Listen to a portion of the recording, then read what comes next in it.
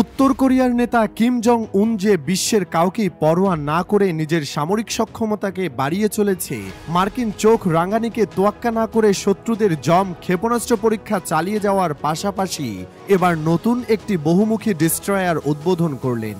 শনিবার কেসিএনএ প্রকাশিত প্রতিবেদনে বলা হয়, ক্ষমতাসীন ওয়ার্কার্স পার্টির সচিব জো চু রিয়ং জানিয়েছেন ৫,০০০ টন ওজনের এই জাহাজটি সবচেয়ে শক্তিশালী অস্ত্রশস্ত্রে সজ্জিত এবং ৪০০ দিনের মধ্যে উত্তর কোরিয়ার নিজস্ব বল ও প্রযুক্তিতে নির্মাণ করা হয়েছে।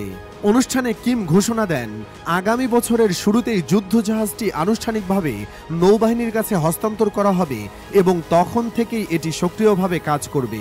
শুক্রবার উত্তর কোরিয়ার সামরিক বাহিনীর নামফো ডকইয়ার্ডে উদ্বোধনী অনুষ্ঠানটি অনুষ্ঠিত হয়। কেসিএনএ জানিয়েছে, জাহাজটি সোহিউন শ্রেণীর, যার নামকরণ করা হয়েছে জাপান বিরোধী বিপ্লবী বীর সোহিউনের নামে।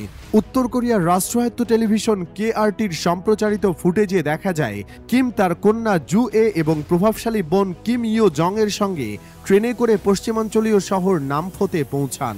এদিকে চলতি মাসের শুরুর দিকে স্যাটেলাইট ছবি বিশ্লেষণ করে রয়টার্স জানিয়েছিল, উত্তর কোরিয়ার নতুন এই শ্রেণীর যুদ্ধজাহাজ কয়েক ডজন খাড়া ক্ষেপণাস্ত্র লঞ্চারের জন্য উপযোগীভাবে তৈরি করা হয়েছে।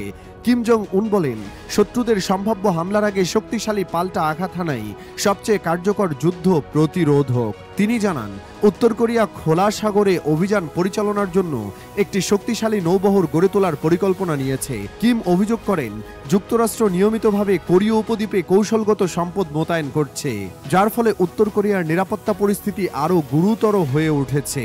দক্ষিণ কোরিয়ার প্রতিরক্ষা মন্ত্রণালয় জানিয়েছে, চলতি মাসের প্রথম দিকে দক্ষিণ কোরিয়া ও যুক্তরাষ্ট্রের যৌথ সামরিক মহড়ায় যুদ্ধ বিমান সহ B-1B কৌশলগত বোমারু বিমান ব্যবহার করা হয়েছিল।